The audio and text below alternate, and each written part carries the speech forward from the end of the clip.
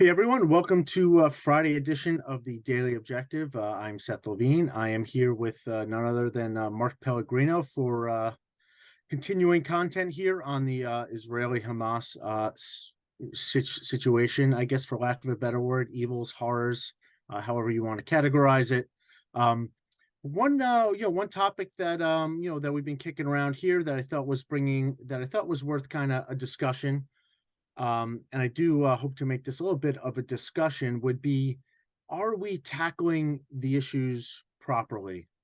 And the way how I mean that, and I know that sounds a little odd, is, when I look at what is going on, the reaction to the Hamas atrocities of October 7th, I've been both positively and negatively kind of affected by it. I don't know about you too, Mark, but at first I was really heartened to see kind of the reaction to, the reaction against kind of Hamas and their terrors by it. I thought it was stronger than maybe I would have otherwise have originally thought.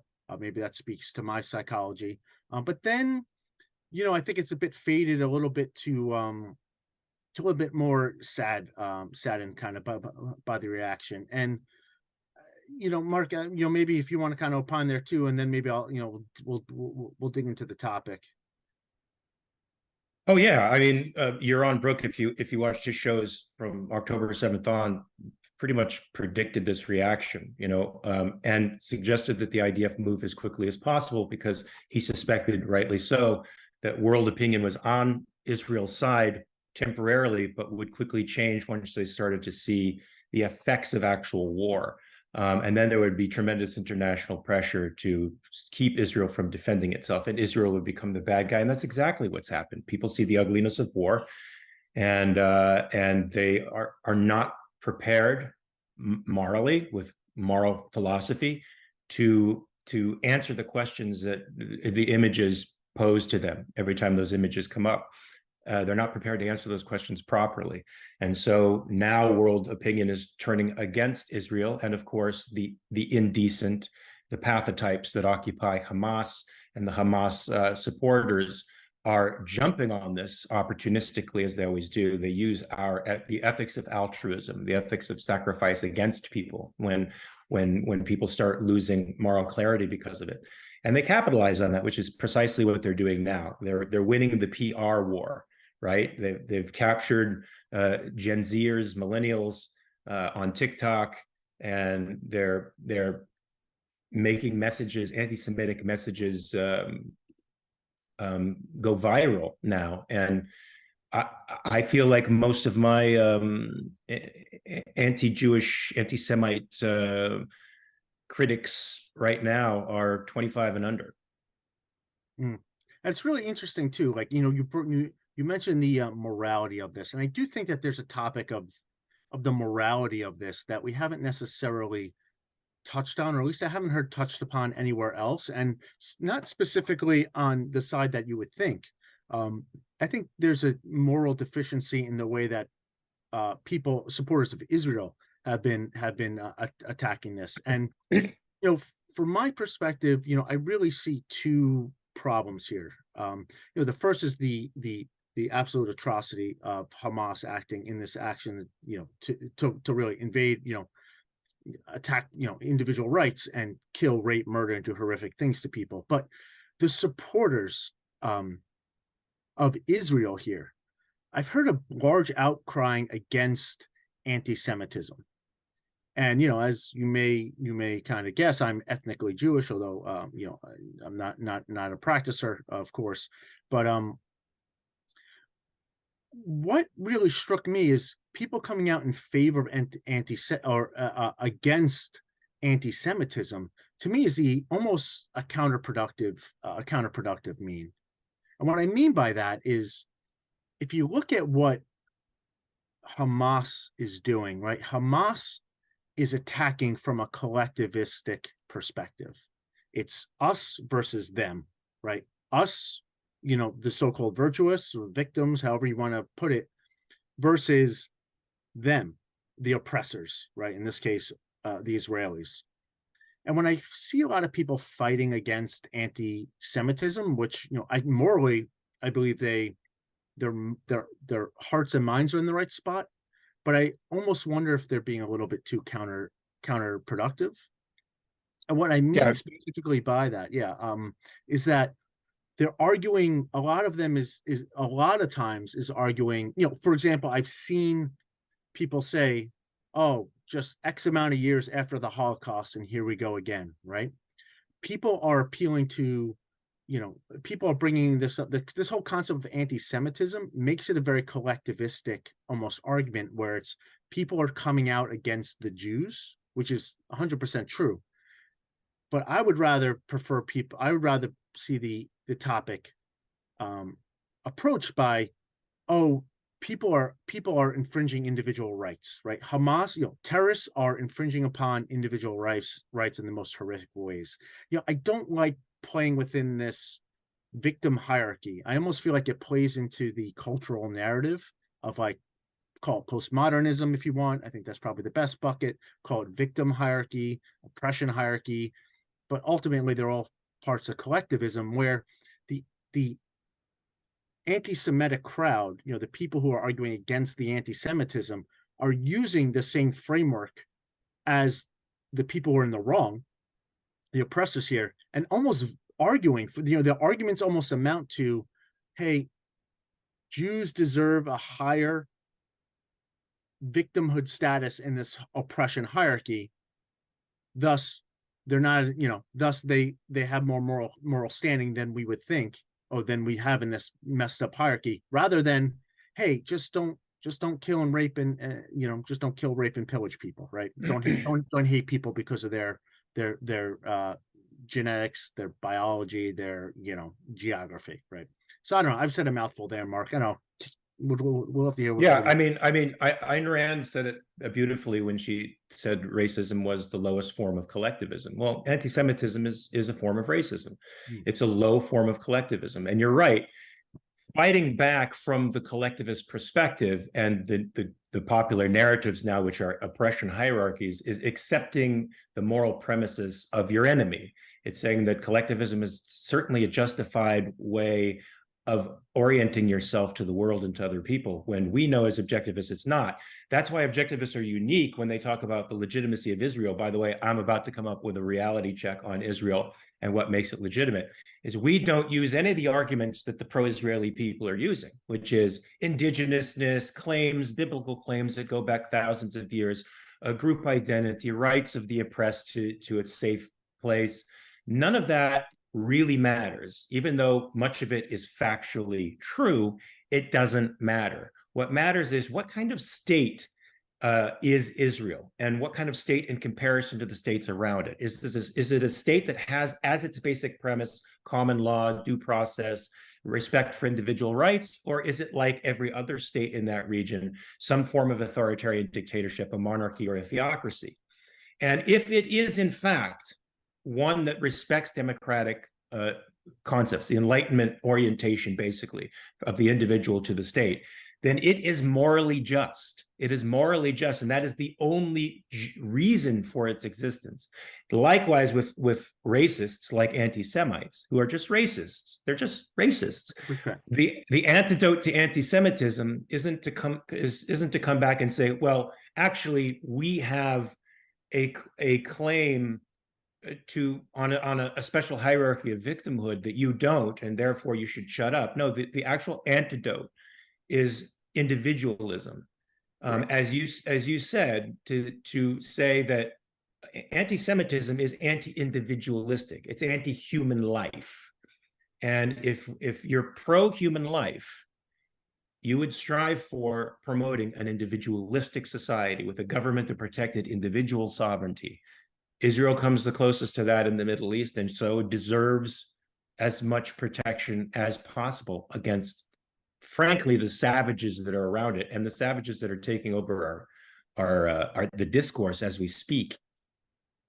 And I think that's interesting too. I mean, to characterize them as savages, and obviously it's a word that Ayn Rand used quite freely, and we take a step back and and you can analyze that word in terms of why it may or may not be appropriate, and you can't do that within a collectivist mindset where you see people in favor of Hamas because they view them as oppressed people, and their oppression gives them, because they oppress people in this moral framework, that I don't think you or I really need to dig into, here. I mean, it's been done a lot, but in this oppressed framework, that gives them moral stature, that gives them status above everyone else because of, or above the Israelis, above Jews, for example.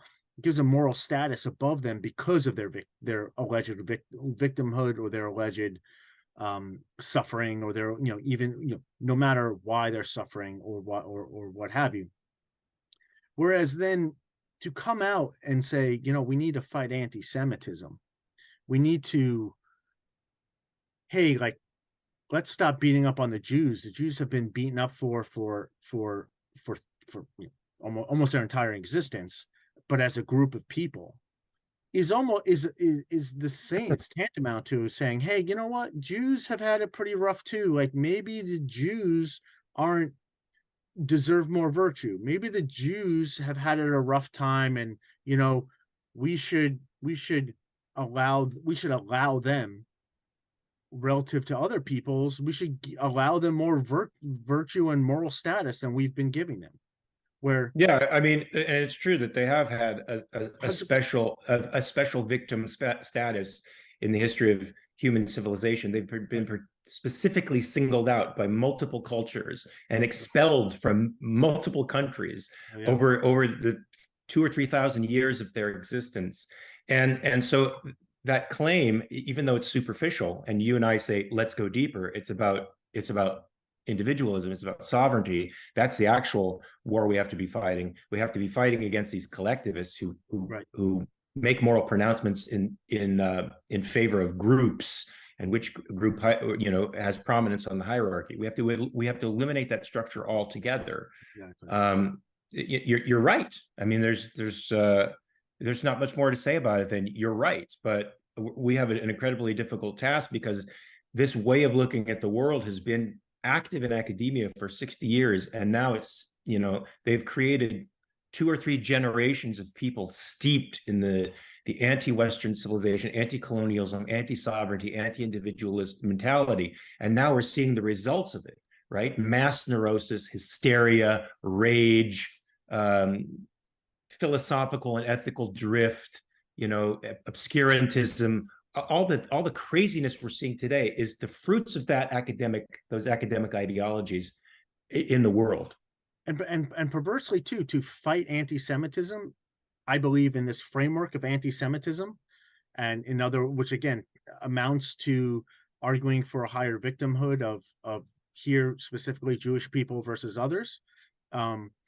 You're further ingraining the legitimacy of what ultimately is an illegitimate concept of classifying people based on deterministic qualities rather than the content rather than as individuals. And that's true, but it's appropriate as an individualist still to label something appropriately, right? Anti-Semitism is a form of racism. Sure. Right. Okay, it's a form of racism leveled against a particular people as a group, and you can use that term because it describes something real. Right. But your antidote to anti-Semitism, just like your antidote to racism, which is also real, right? People judging others by the color of their skin, not the content of their character, that's something that can only be defeated by individualism. And the same with anti-Semitism, people judging people by their ethnicity, by their religious values, well, in this case, Jewish religious values, and their right to exist and to defend themselves. Those people need to be fought by also preaching the individualist ethic as well. But you can't get away from the labels. The labels do describe something real, right? Right, and the labels themselves describe something evil too, right? They almost it goes. I think it goes almost unnoticed, and I'm just kind of realizing this myself as we're talking, is even to talk in these words, even though it describes something real, right? Let's stick with them and anti-Semitism, right? To be anti-Semitic in itself, subsumed, like implied by that, is the collectivist Yeah, framework, right? To of be, course. anti-Asian, to be anti-black, to be, racist traditionally, right? To be anti, Mexican, right? All those implicitly group people by an immoral classification, even though they are real in a sense. It's they are part of a illegitimate framework for thinking. So the concept of grouping people has utility, epistemological utility, in so much as it describes a faulty um, morality, a faulty framework for grouping people. So 100% I agree with you.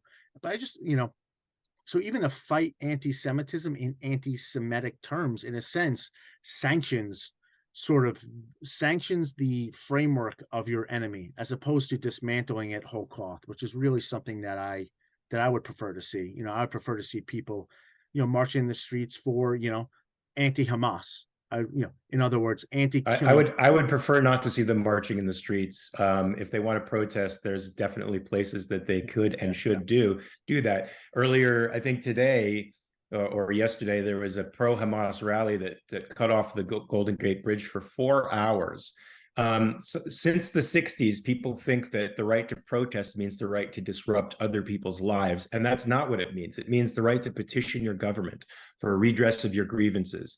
So you can petition the government at the state capitol, you can rent a hall and organize something, rent a park, organize an event, and certainly your right to protest is valid. Where it loses validity is in your violence against the other fellow by preventing them from doing what they need to do for their lives. I mean, imagine the people that were trapped on that bridge for 4 hours. Imagine how their lives were disrupted. None of these people even think of that. That's a good point We're too. we're raising an aid. Collectivism, ironically, raises up extreme narcissists because they don't see the validity of individual sovereignty, and they get passionately caught up in these wider issues and don't see they lose the trees through the forest, so to speak. Yeah. Well, I think like the orientation of these becomes the other, and because it's the other and not them, that gives them moral Yes. yeah, like it gives them moral, gives them moral authority under kind of an altruistic framework where they are doing this for other people. So hence, under altruism, they are virtuous. Yeah, they could do whatever they want. They could be as intolerant and vicious as they want because As they're long as fighting it's not for the them. oppressed. Correct. Yes. And that's you've nailed it. To me, the enemy that I've been fighting, they don't connect the dots when I tell them this. I'm like, this is altruism 101. Yes, this is collectivist altruism in a nutshell, folks. Violence, and violence that's excused by these victim narratives. Do you want to live in a non-violent world? I do, preferably. Well, the only way you're going to get that is through uncomfortable liberty, through the promotion of individual sovereignty and individual right. And when you understand that when you are petitioning the government for a redress of grievances, you don't have the right to stand in my way when I'm trying to get to a hospital or to an office building or to the local store. You don't have a right to do that. Your political right to protest is not greater than my political right to live as I please. Yeah. So what do And you you're think? right. You can subvert that when you feel it's for another. You feel completely justified in subverting that when you Yeah, feel yeah. it's for another. So I mean, maybe flipping to, I don't know if positive is the right instance here, but like, how do you think we should be maybe approaching this issue? Yeah, like I think Like, how can we objectivists are. frame it? I think objectivists are doing it right. What makes a legitimate state is its respect for individual rights, and what we should really be focusing on is the antidote to anti-Semitism and racism is individualism. It's not claiming a higher status of victimhood. It's not claiming a deeper historical significance than the other guy. It's establishing the fact of individual sovereignty, and that is the way in which people have to look at each other in a social context if they want to live at peace with each other. Yeah, I think that's a great. I think that's a great. I think that's a good point. Like again, like I here say, all right, Hamas came in, they invaded a peaceful village, right, or a peaceful area, and wantonly, raped, murdered, pillaged, whatever you want to do. Like that, in and of itself, that is the evil that is being that's being perpetrated here. The marches going around, forget the marches themselves, but the pro-Palestinian, the pro-Hamas marches that are occurring are not anti-Semitic. Oh, they are anti-Semitic, but on a much deeper level. They are anti-individualistic. They are anti-life. What they are, sort of proponents of is not only legitimacy to what's the right word, initiate force against people, it's to do so based on race, it's to do so based upon ethnicity, right? It's to do so in a legitimate and legitimize this framework of looking at people through a collectivist lens. Yeah. And that to me is I don't know what's more horrifying, who the pro-Palestinian protesters support, and the actions that those people take and explicitly say, from the river to the sea. I mean, is explicitly calling for murder of. I mean, it's literally, look, the pro-Palestinian the pro-Palestinian orientation is in the title itself. Yes. For one group against another. It's one collective versus another. So you're right. We have to change the narrative. Unfortunately, objectivists are on the fringes of the culture. We're hated by most of academia, and kids as a result are not really exposed to objectivist ideas. And so we're really fighting at the edges of two very loud and vicious tribes that are going at each other. And so it's hard for us to insert the word or two of reason that can calm the waters. Now let me inject a little bit of positivity into that. Now I wish I had prepared this, but there was a speech made by a Stanford student, I forgot her name, in front of Congress, and she said just this. She said she doesn't want that. She basically said that in a much more convoluted way, it was a Jewish student. She stood up in front of Congress and said, "We don't need to fight. We don't need to give Jews a greater status. What we need is essentially Western values. That is the antidote for it." That's good. 100% correct, and she is not an objectivist. Yeah, but unfortunately, people are conflating Western values with Judeo-Christian values. Now, the right has dominated that part of the conversation.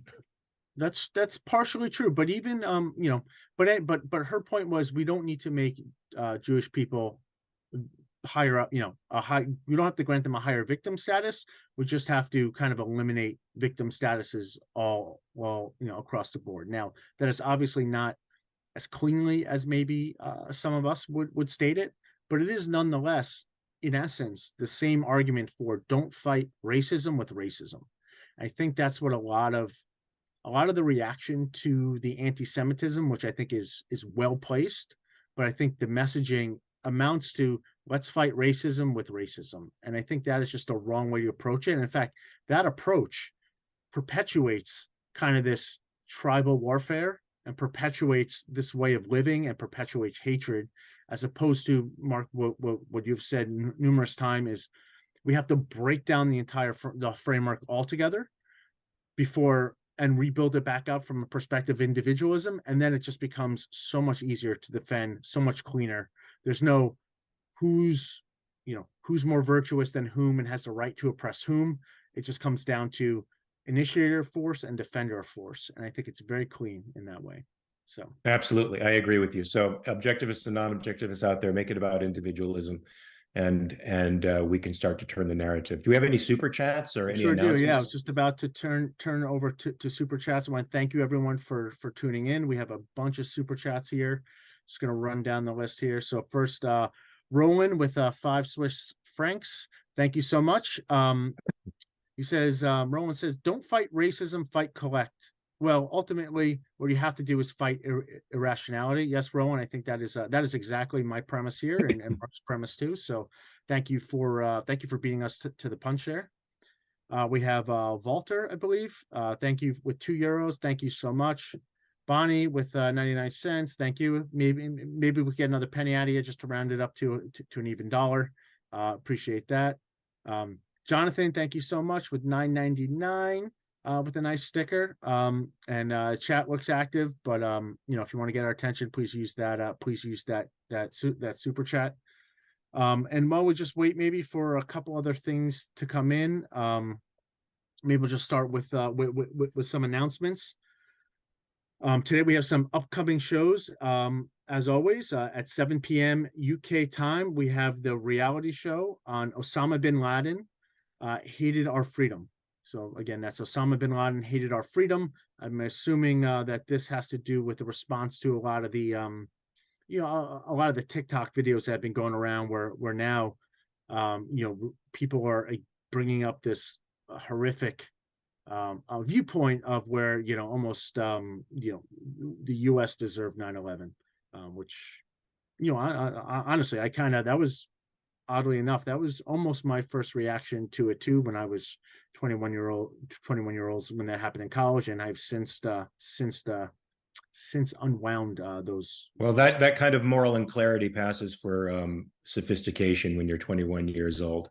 Hopefully they'll grow out of it, but by then they've already influenced 3 or 4 million other people their age. Do we have any more announcements? Because the reality show is going to start in 3 minutes. Oh, reality show is going to start in 3 minutes, so I don't see anything else. So we'll just wrap that up quickly. Thank you everyone for tuning in. Hopefully this was provocative, made you think a little bit more. Hopefully the ideas were clear, and hopefully you're digging Mark's nice shorn beard. Hey folks, and always remember something before we sign off. I have to sign off with this. Always remember to check your premises. All right, peace. Excellent. Have a great day, everyone.